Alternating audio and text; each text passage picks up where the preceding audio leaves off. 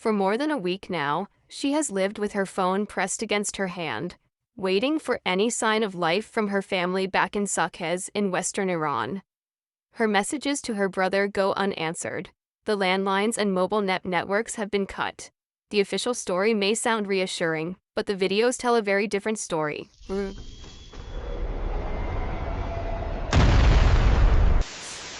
But behind every one of these protests sits a number. The price of bread, the price of milk, the exchange rate of the rial. And that's what this channel is really about, how an economy under sanctions, inflation, and military strain shapes the politics we see on the news. Since the final days of December, Iran has been gripped by a new wave of unrest. People across cities and provinces are demanding change to a system run the economy for nearly 5 decades. The state's response has been harsh. A near-total communications blackout and live ammunition against demonstrators, with thousands reported killed in just 2 weeks. At the center of it all sits the single largest player in Iran's economy, the Revolutionary Guards, created in 1979 to protect the revolution. They've grown into something closer to a conglomerate with an army attached. They run their own ground, naval, and air units, their own intelligence service, and they control large portions of the domestic economy, construction, telecoms, energy. Economists who study Iran often describe the Guards as a state within a state, part military, part intelligence agency, part business empire. Their biggest revenue line is oil. Despite sanctions, the Guards dominate Iran's oil trade, moving crude through networks of front companies and ship-to-ship transfers that route through third countries before reaching buyers in Asia. That shadow trade is estimated to generate tens of billions of dollars a year, money that funds military programs and allied groups across the region. What began as an ideological militia now functions as one of the most powerful economic actors in the Middle East. That economic power shapes daily life for ordinary Iranians.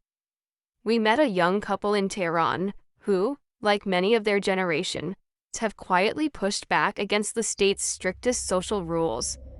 Rules that are, in their own way, tools of economic and social control. The young woman is shown walking through a bustling city square, reflecting on the personal changes and experiences of her life since 2022. At first, she kept a scarf in her bag just in case. Now she doesn't carry one at all. Her mother worries. But even she's noticed how many young women are choosing different styles for their daily attire. The morality patrols still patrol. They just can't be everywhere. The couple describes a careful double life, one shaped as much by economic survival as by politics. In public, caution. In private apartments and certain cafes, they speak freely, share meals, and dance to music from outside Iran. It's risky. A neighbor's complaint can bring police to the door, and a meaningful share of the population still backs the government. Ray Austin Kersik. But these small private spaces are also where people process an economy that's squeezing them harder every month. And that squeeze is severe. Basic food prices have risen sharply. A typical monthly salary buys far less than it used to.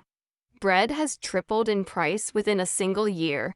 Milk and cheese, once staples, are now near luxuries for many households. Families who once considered themselves middle class now track every rial. The gap between the government's statements about economic stability and what people actually experience at the checkout counter keeps widening. And it's this gap, more than any single protest slogan, that keeps refilling the streets. The state still works hard to project strength abroad, in ways that also cost money. The old American embassy has been turned into a museum celebrating the 1979 takeover. Military parks display long-range missiles and drones. Hardware paid for, in large part, by that shadow oil revenue. In June 2025, that projection of strength faced its most serious test. Israel launched a large-scale air campaign against Iranian military sites. Air defenses, missile production facilities, and senior commanders striking after first taking down key air defense systems. Several senior Revolutionary Guard and nuclear program figures were killed. The most hardened nuclear sites required American aircraft carrying heavy bunker-buster bombs. Iran fired back with hundreds of missiles and drones, some reaching Israeli cities, before a ceasefire ended 12 days of fighting. The economic fallout compounded the military one. Production sites were hit hard, air defenses broken, experienced commanders lost, all representing years of capital investment. Iran still holds the scientific know-how and stockpiles of enriched uranium, though the nuclear program was set back, not destroyed, but rebuilding military and industrial capacity after this kind of damage is expensive, and that bill lands on an economy already strained by sanctions and inflation.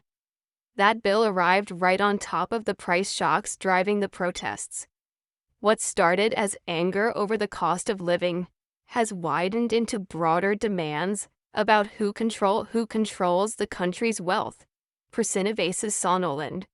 Meanwhile, the Revolutionary Guard's economic and security reach extends well past Iran's borders. Critics living in Europe and North America have faced surveillance, threats, and attempted attacks, some carried out through local criminal networks, rather than Iranian operatives directly, which makes the money and the trail harder to trace. Dissidents describe changing addresses often, and living under constant watch from host country security services. Back in Tehran, the young couple keeps carving out small spaces of freedom, inside an economy that gives them little room to maneuver. They wear clothes that would once have been unthinkable in public. They meet friends in private apartments, sharing a quiet drink before heading out. For the young woman, moving through the city has become a way of claiming something back. A small act of autonomy in a system that controls both her wardrobe and her wallet. These quiet acts of refusal have spread across social groups and regions, echoing a wider economic story. What began as anger over prices has become something bigger. A growing number of people no longer believe the current system can deliver either prosperity or basic dignity. The Revolutionary Guards remain the load-bearing wall of the existing economic and political order. They control the weapons, run large parts of the economy, and maintain the surveillance network that holds it together. But that dominance now carries real costs. They're feared more than they're supported. Their economic privileges deepen public resentment.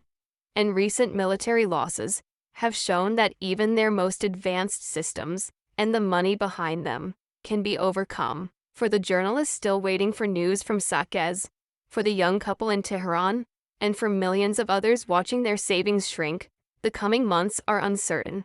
The phones may stay silent. The streets may quiet again after each round of arrests. But the economic questions underneath all of it, who controls the oil money, who pays for the missiles, who absorbs the inflation, aren't going away. That's the story we'll keep tracking on this channel, not just the politics of Iran, but the economy that's actually driving it. If you found this breakdown useful, subscribe for more deep dives into the economies shaping today's headlines. The Mississippi on missions to Cache's 16 de Devances.